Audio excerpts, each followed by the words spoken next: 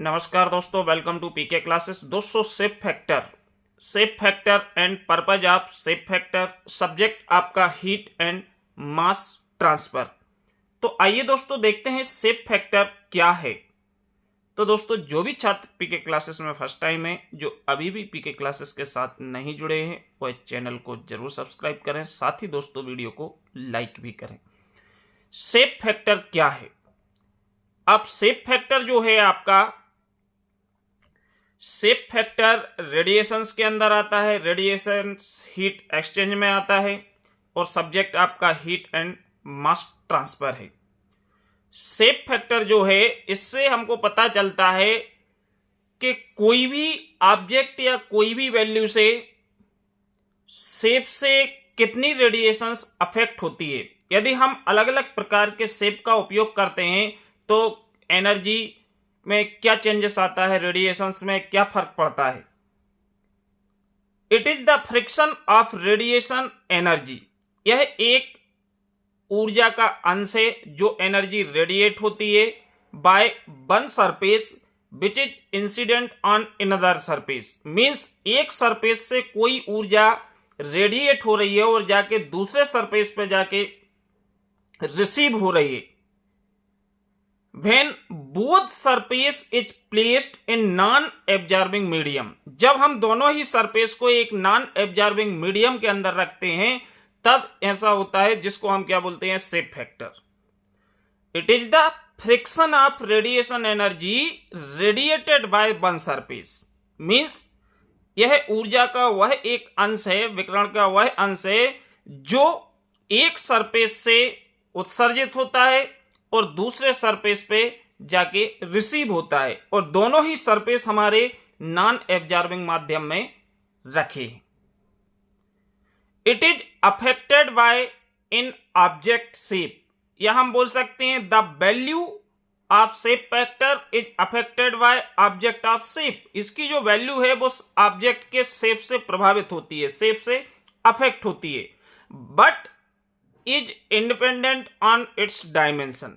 लेकिन ये जो ऑब्जेक्ट के डायमेंशन हैं उस पे क्या है, निर्भर नहीं करती। Independent of its dimension means जबकि ये डायमेंशन पर निर्भर नहीं करती, उसके शेप पे क्या होती है, शेप से अफेक्ट होती है सेप फैक्टर की value. It is denoted by Fij। इसको हम सेप फैक्टर को रिप्रेजेंट करते हैं, डिनोट करते हैं Fij से, जहां पे I इंडिकेट करता है रेडिएटिंग सरफेस को एंड J इंडिकेट करता है रिसीविंग सरफेस के लिए। मींस एक सरफेस है जिससे रेडिएशंस रेडिएट हो रहे हैं और दूसरे सरफेस पे जाके रिसीव हो रहे हैं। तो यहां पे Fij से सेप फैक्टर को डिनोट किया जाता है, जिसमें I बताता है किसको, रेडिएटिंग सरफेस को, और J बताता है किसके लिए, रिसीविंग सरफेस के लिए। Okay, now purpose of shape factor. The shape factor help to find the friction of radiant energy. जो shape factor है, ये shape factor मदद करता है friction of radiant energy emitted by one surface. Means इससे हमको ये पता चलता है, ये मदद मिलती है कि कितनी ऊर्जा का अंश, कितनी ऊर्जा की मात्रा है जो एमिट हो रही है एक सरफेस से और कितनी दूसरे सरफेस पे रिसीव हो रही है, which is received by in other surface. Means जैसे कि इस डायग्राम में देखें तो एक सरफेस 1 है और एक सरफेस 2 है।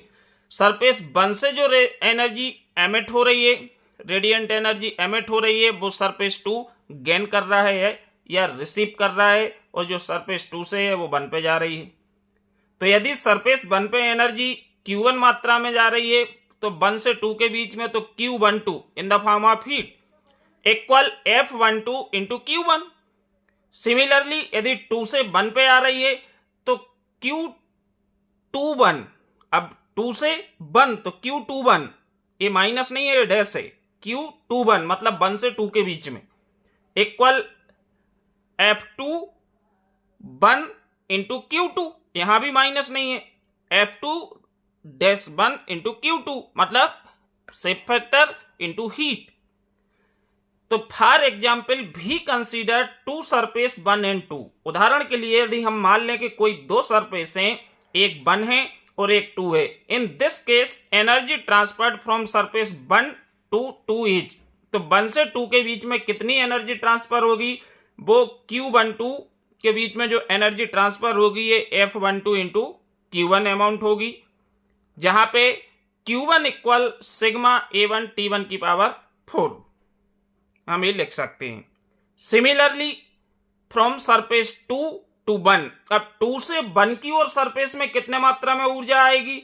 तो ये हमारा Q21 मतलब 2-1 के बीच में कितनी हीट जाएगी? F21 into Q2। इसको भी हम लिख सकते हैं Q2 equal sigma A2 T2 की पावर 4। तो मीन्स यहां से क्या है, कोई दो सरफेस हैं, एक एमिट कर रहा है, दूसरा रिसीव कर रहा है, और एक कितने मात्रा में रिसीव कर रहा है इसको आप एग्जाम्पल के थ्रू कैलकुलेट कर सकते हैं। अब बेसिक कंसीडरेशन, अब इसके कौन कौन से बेसिक कंसीडरेशन होते हैं शेप फैक्टर के।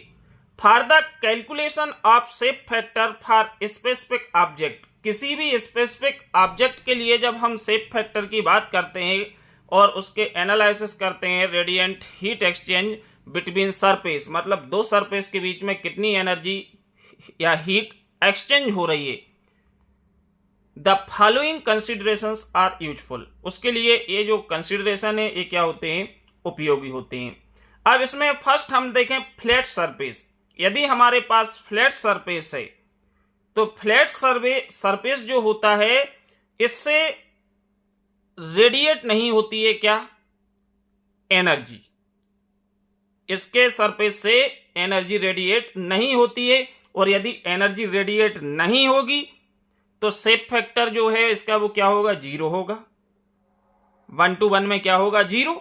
यदि एनर्जी रेडिएट ही नहीं हो रही है फ्लैट सरफेस से तो उसका शेप फैक्टर की वैल्यू क्या होगी, 0 होगी। तो the flat surface never radiate a friction of energy. Friction मतलब एनर्जी का अंश, कुछ विकिरण, कुछ मात्रा, ऑफ इट्स वन सरफेस, उसके स्वयं के सरफेस से यदि एनर्जी फ्लैट सरफेस जो होता है वो रेडिएट नहीं करता है। Therefore, the shape factor for such a surface is 0। इसलिए इस सरफेस के लिए जो शेप फैक्टर होता है वो फ्लैट सरफेस पे क्या होता है, 0 होता है। अब हम कनकेव सरफेस की बात करें तो जो कनकेव सरफेस होता है उसमें some part of energy is radiated, means the concave surface can radiate some part of energy on its one surface. तो वन सरफेस से इसमें कुछ मात्रा में जो एनर्जी है वो रेडिएट होती है, इसलिए इसकी जो वैल्यू होगी शेप फैक्टर के लिए वो आपकी कितनी होगी, F11। 1 से 1 में F1 वैल्यू होगी, उसमें F11 इक्वल 0 था। Therefore, shape factor of a surface with respect to itself, उसके स्वयं के सापेक्ष में यदि हम बात करें तो F11 ये हमारी क्या होगी, शेप फैक्टर की वैल्यू होगी। तो these are the 2 basic consideration. इसी प्रकार हम और डिफरेंट सरफेस के लिए बात करें तो अलग अलग सरफेस पे जो शेप फैक्टर की वैल्यू होगी वो डिफरेंट होती है। शेप फैक्टर की वैल्यू इसकी साइज या डायमेंशंस पर निर्भर नहीं करती है, इंडिपेंडेंट होती है, लेकिन ऑब्जेक्ट के शेप पे जरूर करती है, क्योंकि शेप बदलेगा तो इसकी जो वैल्यू है वो भी अलग अलग होती है। जैसे फ्लैट के लिए 0 होती है, कनकेव के लिए F1 होती है। ठीक, वीडियो देखने के लिए आप सभी दोस्तों के लिए बहुत बहुत धन्यवाद। Thank you.